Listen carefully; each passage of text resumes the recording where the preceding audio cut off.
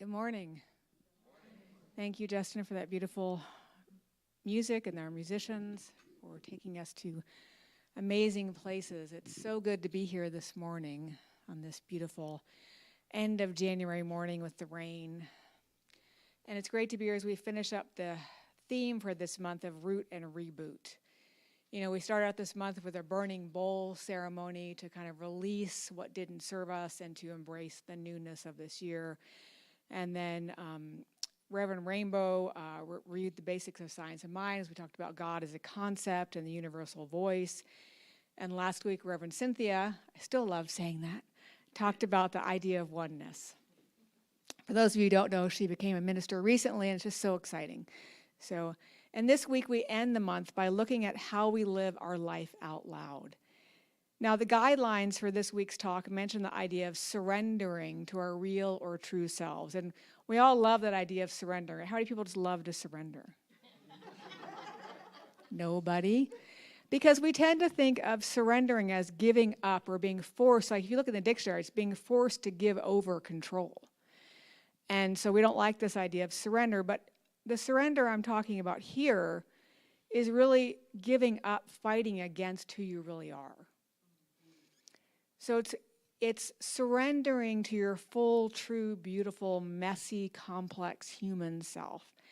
And this is the self that exists beyond your roles, beyond your perceived notions of who you think should be, beyond the notions of who you think others think you should be, and beyond the labels that others attach to you. For many of us, it's not easy to recognize or live as our true selves, either because of internalized shame and or because of external cultural, societal, religious, familial factors, right? Things that press against us and prevent us from being who we are. So the first step really in surrendering to your true self is another thing that's super easy for all of us, and that's to get honest with yourself. To get honest with yourself about who you have been, who you are now, and who you want to be. And in the curriculum for Change Your Thinking, Change Your Life, which is one of our foundational classes, there's a great letting go meditation, which ends with two questions. Who am I, and what do I really want? And it asks students to answer those questions from a place of having let go of all their roles and labels in life. To answer, who am I, and what do I really want, if I just surrender into the knowingness that the universal cosmic isness is all there is and that I am part of that. So take a moment and just think about that. How would your life change if you always lived from the place of really getting that we're all one? That there is no other, no stranger. What if we live really knowing, as Lauren so beautifully read in that piece from Joan Chittister, that the divine is the energy of the universe, the light in every soul, the eternal kaleidoscope of possibility that surrounds us in nature? What if we really knew that the face of the divine is imprinted on the face of everyone we see? What then? What then? You see, here's the deal. If we really surrender to our true selves, then we have to cease doing those things that create separation between ourselves and others.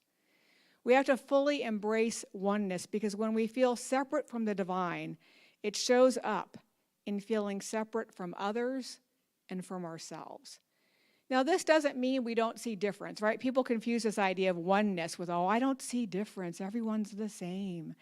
Right? It doesn't mean that. It means that we do see difference and we honor it. We celebrate it. We celebrate people for all of who they are. We don't pretend that we don't see parts of them. We celebrate people for all of who they are. And then each living creature, not just humans, but every living creature for exactly who it is as it is. Now, it may be that this is not a place that you can live all the time. I don't think most of us live there. We're human. But it's a place you can glimpse. And I believe it's possible to train yourself to live there more frequently. Here's the thing, though. A lot of us get tripped up. And in science of mind and a new thought more broadly, we're often taught that all of this change has to happen internally first. that we can't love others until we love ourselves. We can't be a friend to others till we're a friend to ourselves.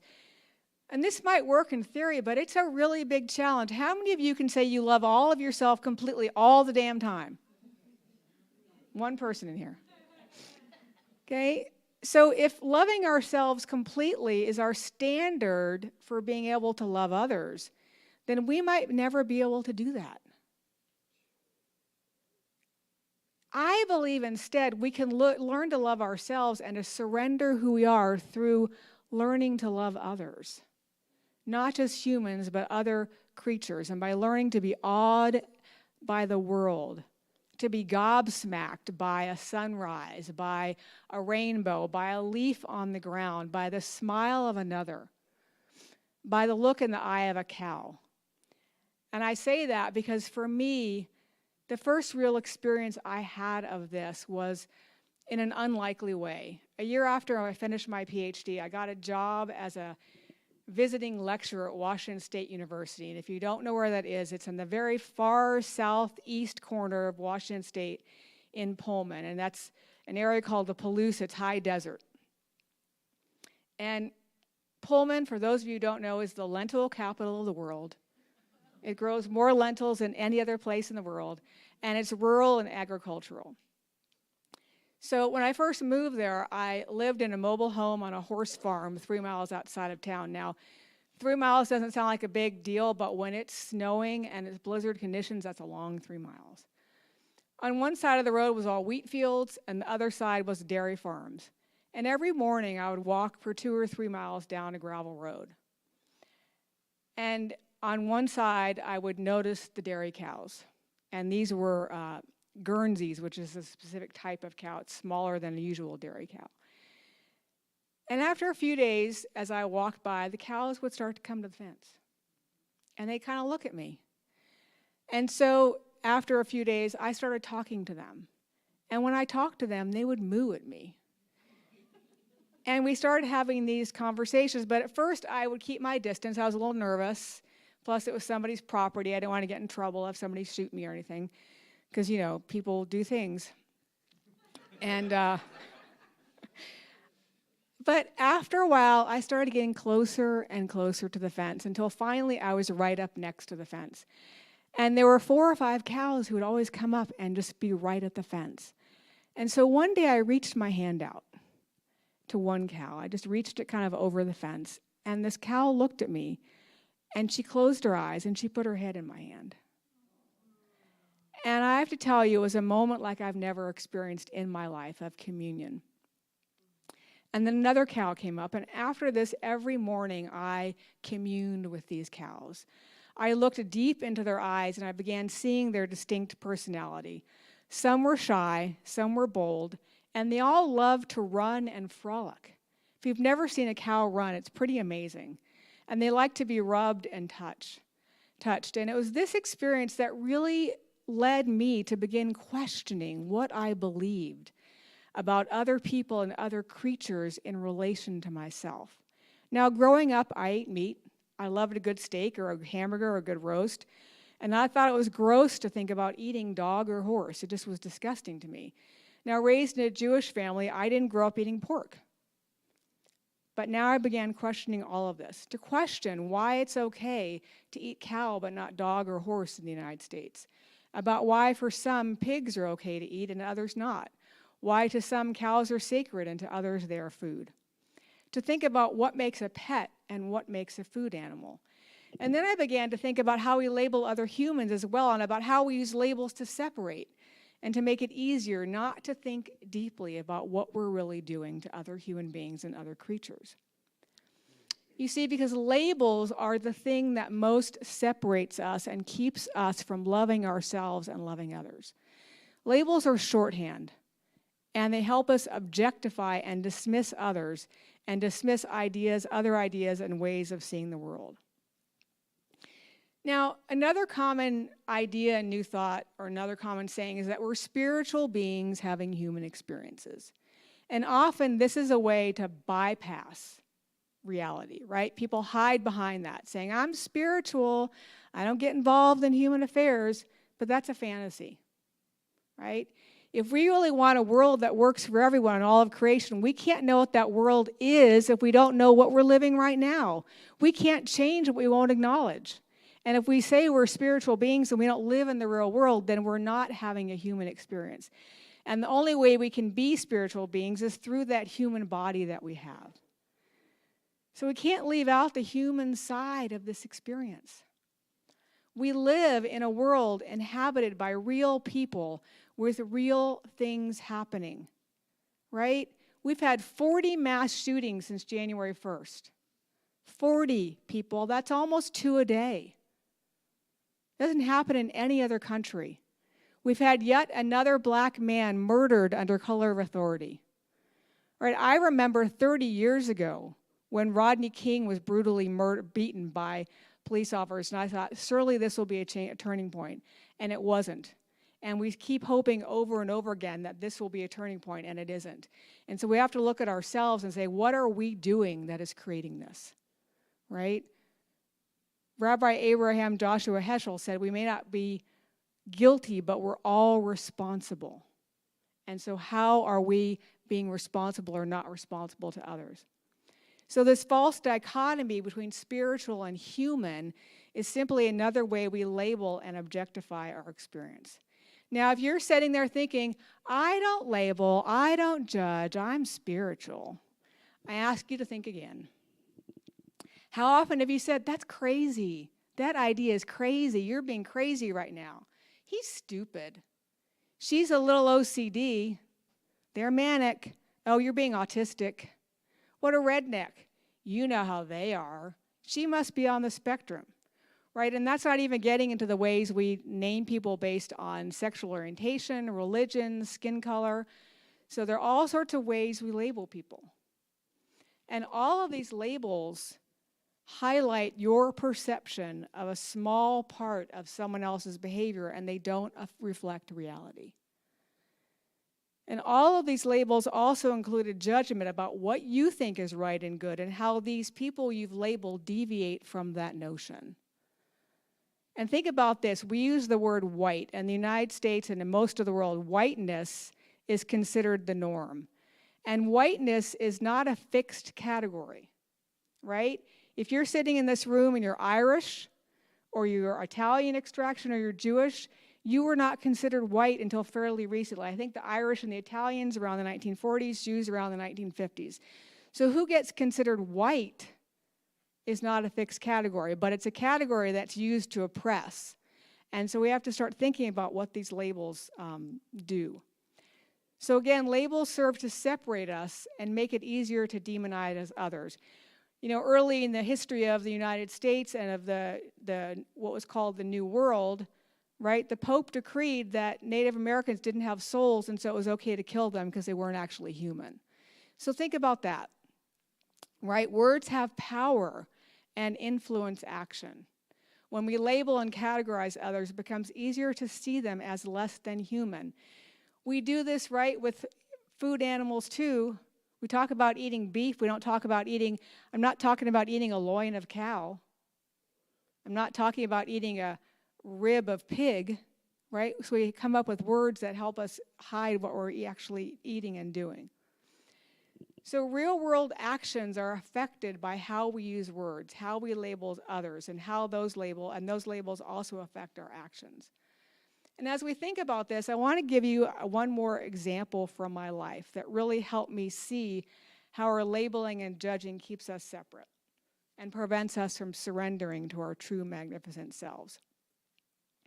My last job in California, I was a project director of a research project in Los Angeles, the Department of Mental Health, that trained peer navigators to help people with serious and persistent mental illness, that's schizophrenia, schizoaffective disorder, and bipolar disorder, get better access and learn how to navigate the world of physical health care, how to advocate for themselves, and how to work with the overwhelming stigma they experience. When I would tell people what I was doing, I would almost invariably get one of two responses. Either, I could never work with those people, they scare me, or you're a saint for working with those people. In almost all cases, people lumped all people with any identified mental illness into those people and saw them as less than, or people to be pitied or frightened of and avoided. And let me tell you, I was working with full, complex human beings who wanted to date, to be loved, to have friends, to have meaningful work, and to be respected and treated with kindness. They had families, histories, stories, hopes, desires, and together we laughed and cried, shared stories, ate meals, spent time in waiting rooms, and I watched over and over and over again how these folks were mistreated, stigmatized, and dismissed. Now, as you're sitting there, be honest with yourself. What were you feeling and thinking as I was talking? What happened for you? The thing is, whether you are here in the sanctuary or watching online, you know someone with an identified mental illness.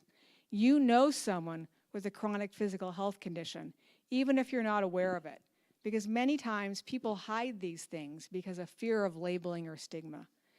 Every time you use one of these labels, you may be helping injure the spirit and soul of someone you are talking to.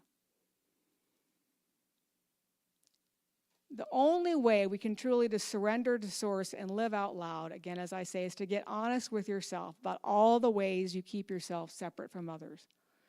You can't know who you really are and what you really want unless you get honest with yourself about all the ways you avoid being who you are and all the ways you don't allow others to be exactly who they are. The interesting news is you'll never stop labeling or judging. I don't care how spiritual you say you are. To do both of these is part of being human. The good news is as you become aware of your labels and get curious about your own beliefs and where they come from, you'll find your need to label and judge lessens. I didn't stop eating meat immediately after becoming friends with cows. It took me a few years. But what happened was I got curious. I studied and I learned. I got curious about the meat industry and about factory farming, and based on what I learned, I chose to stop eating anything with a face. In the years since, I've begun eating fish, but I'm rethinking that now as well. I'm not telling you to be vegan or vegetarian. That's not my aim. I'm not telling you how to do life. I'm just urging you to get curious about your beliefs, about the ways you label and judge others. Because as you learn to love others, you will learn to love yourself. Paradoxically, I believe it's only by falling in love with the world that we can fall in love with ourselves. I think Wendell Berry writes about this beautifully in an essay in his collection called The Long-Legged House. He writes, "We have lived our lives by the assumption that what was good for us was good for the world. We have been wrong. We must change our lives so that what is good for the world will be good for us. And that requires that we make an effort to learn what is good for the world."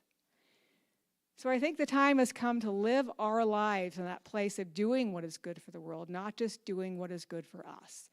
You know, I was raised Jewish and I practice science of mind and I still consider myself Jewish, and one of the primary ideas in Judaism is tikkun olam, a repair of the world. And it's incumbent, I was raised with the idea that it's incumbent upon you that in whatever small way to try to leave the world a better place when you leave than it was when you got here. Because we live in an interconnected web of life. You know, Thich Nhat Hanh talks about this idea that we all inter-are. So I want to turn again to the words of Joan Chittister from that reading. Consciousness of the presence of the divine, once it comes, changes the way we look at the world in which we live. Then we begin to realize the fundamental truth of life. And everything we do is preparing us to embrace the God of the universe who has already absorbed us into it. Every act of ours in return is nothing more than a gesture of gratitude for the great, swirling galaxy of people and events and blessings that we know to be our lives. Then we become part of the ongoing creation around us. Then we make our contribution to the fullness of life. This week, what if you make every act a gesture of gratitude? What if you treat everyone you meet as the face of the divine? No, really, I mean it. What if you saw everybody as divine, as worthy of love? And I'm not just talking about the people you like. I'm talking about the person on death row. I'm talking about the person on the corner, unhoused, asking for money. I'm talking about the person whose political views are diametrically opposed to yours. What would happen if we stopped demonizing them and began to sort of and try to understand where they're coming from? What if you treat yourself as the face of the divine? And to do all of this, it's important to remain present in this now moment, because it's when we get trapped in the past and the future that we seem to have more trouble resting in the notion that everything is sacred. So I want to leave you with some words from Adrienne Marie Brown about staying present. The present is so precious. Sometimes when I drop out of the grip of memory, when I pull myself back from forecasting into the unknown, I find myself shocked at how incredible the present is.